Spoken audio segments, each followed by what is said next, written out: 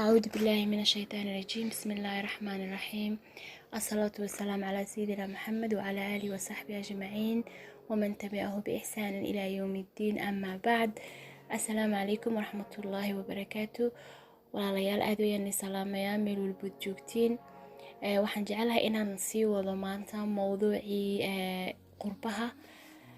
ka hadlay wiikii hore, kaasoo jecelahay inaan wiik kasta insha Allah aan soo geliyo clip mowduucaas qurbaha oo intiisii hore ka hadlay. maanta waa qaybtii labaad weeyaan, markaa isla socodii iyo dhageysi wanaagsan insha Allah. maanta waxaan jecelahay inaan ka hadlo waxyaabaha uu ku wanaagsan yahay qurbuhu iyo waxyaabaha uu ku xun yahay, anigoo soo koobaya hadalkayga oona ku dheeraanayn. marka ugu horeysa waxaan ka hadlayaa qurbaha waxyaabaha uu ku wanaagsan yahay, aniga oo diiradda saaraya dhulkan galbeedka ama qurbahan wadanada galbeedka ku noolnahay. marka ugu horeysa waxyaabaha uu ku wanaagsan yahay waxyaabo fara badan ayuu horta runtii ku wanaagsan yahay oonan dhulkeenii ama dhulka adduunyada saddexaad aan ka yimiday jirin ayaa jira dhulkan. waxaa ka mid ah waxyaabaan aad ka wala dhacay ee dhulkan uu ku fiican yahay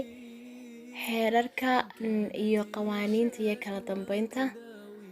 wadanadana ay samaysteen, taasoo ay dejisteen shuruuco noloshooda runtii u nidaaminaysa wax walba oo wax yar iyo wax weynba oo sharciyo ku saleysan yahay, taasoo runtii nolosha u qurxinaysa kana ilaalinaysa dadka inay isku dhacaan ama in la isku xadgudbo. qof walbana ha xisaab u sameynayo sharciga qaban doona haddii uu waxyaabaha qaarkood uu ku dhaqaaqo, taasoo mar walba qaanuunku yahay in kii dadka ka sareeyay oo alqaanuunu fawqa aljamiic yahay. qof yar iyo qof weyna uu qabanayo waxyaabo aad iyo aad ay runtii loogu farxo. waa taan oran kara maanta horumarka ay wadanadani ku tallaabsadeen waxaa kow ka ah qawaaniinta iyo xeerarka ay samaysteen ay iyaguna u hoggaansameen, ay dadkuna u hoggaansan yihiin. runtii qof kasta oo ag marana aw cawaaqibtiisa aw la kulmayo,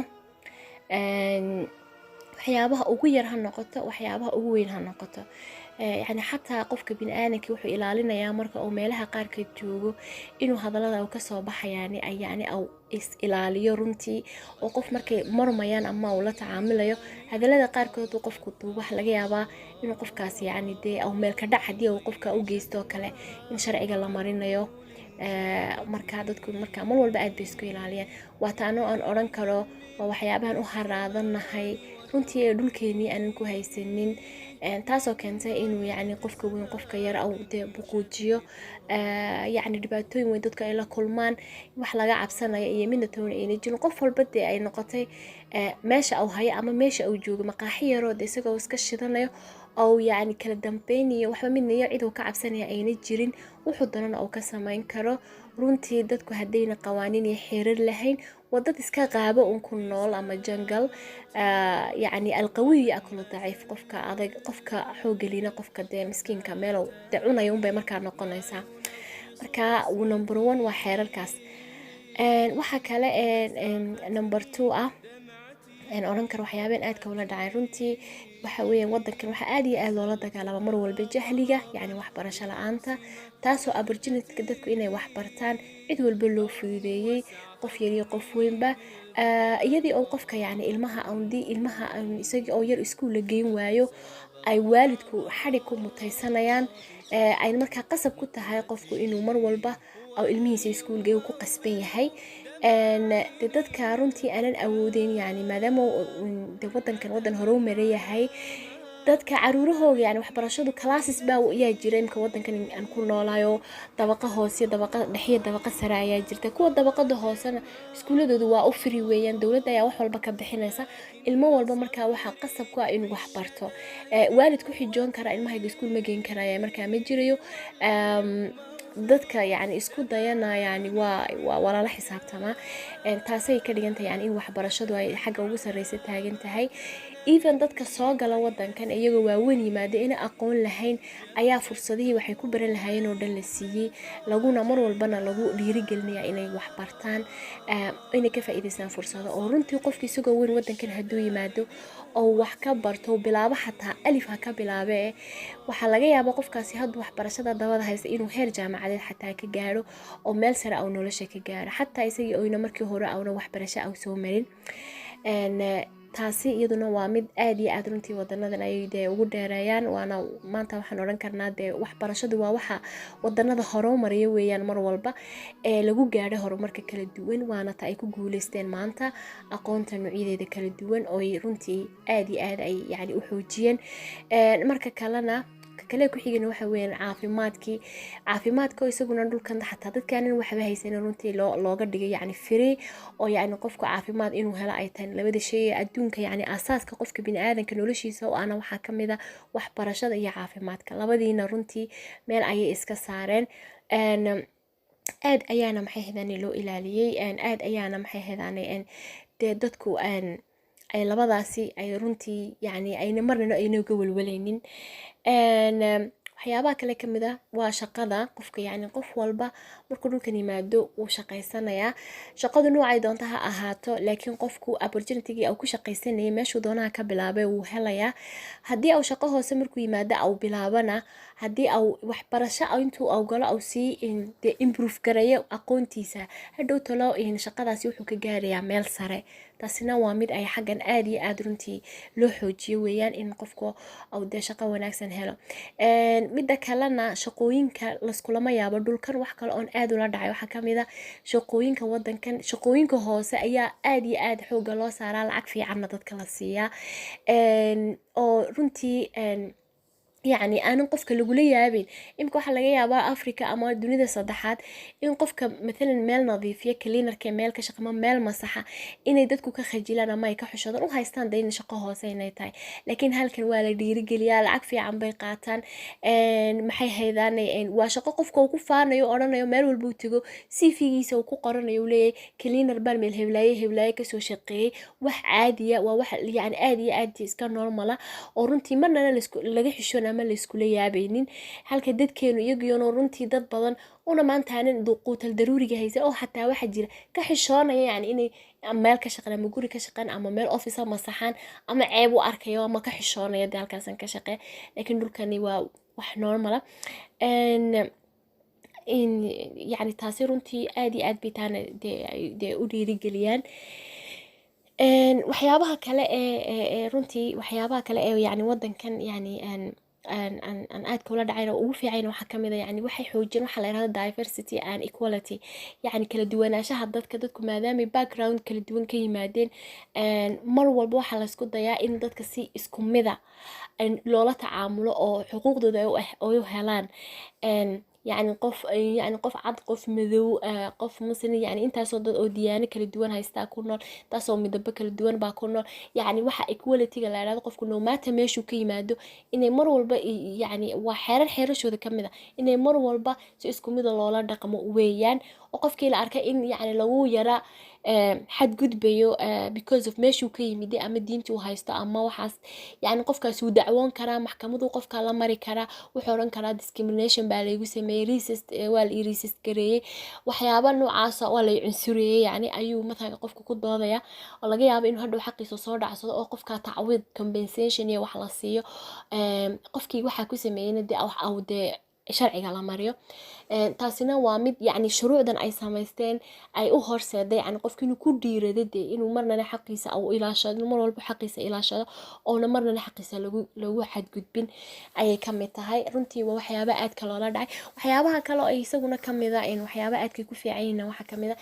in ixtiraamka la iskula tacaamulayo, respectka iyo hadallada wanaagsan ee la iskula hadlayo, qofku xataa isagoo ku nacaya marka aad meel u shaqo tagto ama marka aad meel tagtid ama meesha doonta ahaato waji furan buu qofku ku soo dhaweynayaa oo bashaashiya maxaan ka caawiyaa maxaad u baahan tahay, hadal macaan buu ka oranayaa. markaad wixii dhamaysatiin soo dhawow waad mahadsantahay, erayo la isticmaalo oo daily life-ka kamid weeyaan.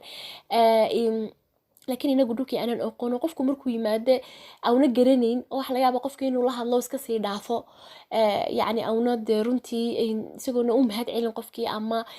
aanan dee si fiican ula hadlin wax caadiyana dee inagu waanu aragnaa markaan dhulkii ka nimano ama dunida saddexaad laakiin dhulkan waxay u tahay qofka qof ruudo qof yacni dee qof aanan wanaagsanayn runtii bay u arkayaan oo xun yacni ama qof yacni dee ay dhaqan xun bay runtii u arkaan oo si xun baa markaa loo wada eegayaa ama waaba loo sheegay waxaa la odhanayaa dee qofkan u mahad celi ama qofkan waxan buu kuu sameeyey waa mahadsan tahay de ama si yacni dadka qaarkood waa u sheegay dadka qaarkoodna si xun intay qofka u eegaan bay iska dhaafaan waa waxyaabaha runtii waqti ku qaadata dadka inay la qabsadaan inay saas oo kale si ixtiraam iyo polite nimo ay ku jirto inay dadka ula dhaqmaan dee waqti bay ku qaataan laakiin hadhow toole wax caadi u noqonaysa oo qofku xafidayaba siduu magaciisa u xafiday buu ayuu xafidaya mar walba inuu haa yiraahdo inuu baa yiraahdo inuu thank you yiraahdo inuu welcome yiraahdo inuu excuse me yiraahdo waxyaabaha kelmadaha daily life bay ka mid noqotay marka waa culture fiican dadku iyagu xataa cadaanku ku nacayo ku arki karin bay si fiican kula hadlaan because waa part of their life waa qayb ka mid ah noloshooda runtiina dadkana isku soo dhaweysa oo dadkina si fiican oo harmony ku jirto iskula noolaadaan ay u harsadaysaa marka aad iyo aad bay arrinkaana ay u xoojiyaan waa waxyaabo yacni runtii aan dee ana dhulkii ayna jirin laakiin halkan aad iyo aad loola dhaco nadaafada dhulka ka mida qofku inuu ilaaliyo oo sida nii sheegay xeerar baa jira xeer qabanaya wax walba qofka dhulka ku tuura wax yar haddii kamarada qabato ama haddii dadka u qaabilsan dhulka joogaan waa la khasirayaa meelo loogu talagalay inuu qofku ku rido qashinka inuu yacni dee wax walba wax yar iyo wax weyn runtii waxay samaysteen xeerar dee dadka runtii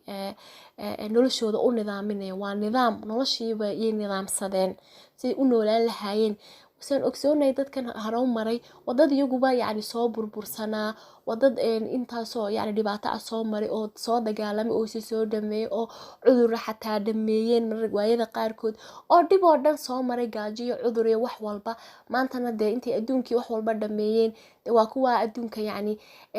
dayaxa hiigsaday intaasoo balaanidoo kale kolba maalin walba soo eegaya dee nolol ka raadinaya yacni si loogu noolaan lahaa intay dhulkii dhameeyeen hawlihii iyo dhulkii nidaamsadeen wax walba ayaa iyo adduunkii kale yacni balaanadadii kala dee haddana ay tegayaan oy maxay heedaan ay dee rabaan in nolol kasoo raadiyaan haddii intaan kusoo koobo waxyaabuhu dad yani dhulkan uu ku wanaagsan yahay haddaan intaan kusoo koobo waxaan jeclay imkana ka hadlo waxyaabuhu ku xun yahay especially dee dadka ajaanibka aniga oo kala dadka qurbaha ka yacni qurba jooga dhibaatooyinka ay kala kulmayaan ayaan rabaa inaan waxoogaa iyagana ka hadlo kow waxyaabaha yacni ku xun yahay dhulkan waxaa kamid horta marka ugu horeyso qof waxaa tahay ajnabiya oo wadankan aanan u dhalinin mar walbana xuquuq waad ku leedahay laakiin xuquuqdaadu still waxaad ka dareemaysaa maalmaha qaarkood in yacni lagugu adeegin sida qofka dee wadanka u dhasho oo kale loogu adeegayo waxoogaa dhayalsa inay mar walba jirayso oo yacni lagaa yara cagajiidayo adigoo yacni shuruucdii wadankii wax walba aad xuquuqdaad ku leedahay ay ku tusinayso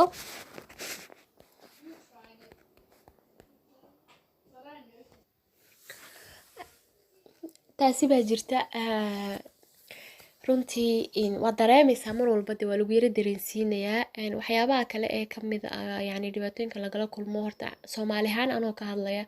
maadaama dee dal burbursan ka imanay sidii clipka hore baan ku sheegay haddana dad muslina aan nahay runtiina laynoo arka dee ama fikrado qaldan mar walba dee laynaga haysto horta ixtiraamka iyo respectka loo hayaayay runtii aad ayuu u yaryahay yacni meelaha qaarkood waa lagugu yara dayayaa waxyaabo badan unless aad tusid qofkan dee inaad xuquuqdaadii garanaysid wadankan oo qofna kugu xadgudbi karin waxyaabaha dhibaatooyinka dadka wana kala kulmaan iskuuladoo kale waxbarashadoo kale waxaad dareemaysaa in caruurta soomaalidoo kale yacni ay yihiin easily targeted yacni ciyaal la target karayn karo oo waxyaabaha dhibaatooyinka yacni wadankan ka jira yacni ciyaal haray ugu dhici kara oo dadku yacni wadankan dee ajaanibka ama dadka cidda doonaanba ha noqdaane ee wadankan jira waxyaabaha xunxun matalan hadday droog tahay hadday waxyaabo kala tahay dadka yacni ku jira runtii waxay adeegsadeen inta ugu badan caruurta soomaalida waayo dee caruurta soomaalidu ma haystaan dad jaaliyado adag oo isku xiran oo xuquuqdooda xataa u dhicin karta ama u doodi karta dhammaan intay dhibaatadu ku dhacday caruurta soomaalida dhulkan joogta runtii dhibaato xooga ayay kala kulmeen oo yacni ay dee u sabab tahayna isku xidhan la-aanshaha dadka iyagiyoona yacni cid ka daba tegaysa ama cid u hadlaysa xuquuqdooda midna toona ayna jirin. Marka meel walba waxay noqdeen dee vulnerable, wax walba inay u fududaadaan inay ku dhacaan. Taasi waa mid weeyaan. Waxyaabaha kale ee yacni runtii ay dhulkani ku xuntay waxaa ka mid ah caruurtaada adoo waalidkii oo dhalay oo runtii yacni dee naftaada ka jecel, ilmahaad dhashay naftaadaad ka jeceshahay, haddana dadkan waxay aaminsan yihiin ciyaalkan inay iyagu yacni xuquuqay ku leeyihiin xilligay doonaan kaa qaadan karaan. Intaasoo waalid oo ciyaalkooga accident ay kaga dhaceen, si accident ayna inagu dad muslim ahoo qadar garanaya baan nahay, laakiin dadkan wax qadar la yiraahdo ma yaqaanaan. Waxay neglect iyo yacni waxyaabaha unbay aaminsan yihiin ilmahan waa la ihmaaliyey, waa la neglect gareeyey, taasoo ay dhibaatadan ay ugu dhacday. Marka waxay aaminsan yihiinba inaad adu safe ilmahani aanad u ahayn oo iyagu geyn karaan meel ka safesan inay geyn karaan. Dee si yaroo fudud baa ilmihi yaraa markaa loo qaadanayaa. Runtiina familo badan ay ku dhacdo ilaahay uga rajeynayo inuu ilaahay ciyaalkooga uga soo celiyo. Waa waxyaabaha cabsida ah runtii aadka u cabsida badan. Anigu oranaya yacni wax ka cabsi badaniba ma jiro. Qofku mar walba uu ku fikirayo waalidkii aw naxay ilmahan hadday wax ku dhacaan, adiga ilmahaagii ka naxsan haddana aad kasii naxayso talow maxaa lagu odhan. Waalidada qaar heer ay gaareen caruurtooda dhakhtar geyn karin xataa haddii ilmuhu accident ku dhaco. Wallaahi waalidada qaar waxay gaareen heer ay caruurtooda dhakhtar geyn karin iyagoo ka baqaya bilow lagaa qaaday. Markaa dhibaatadaasina iyaduna way jirtaa.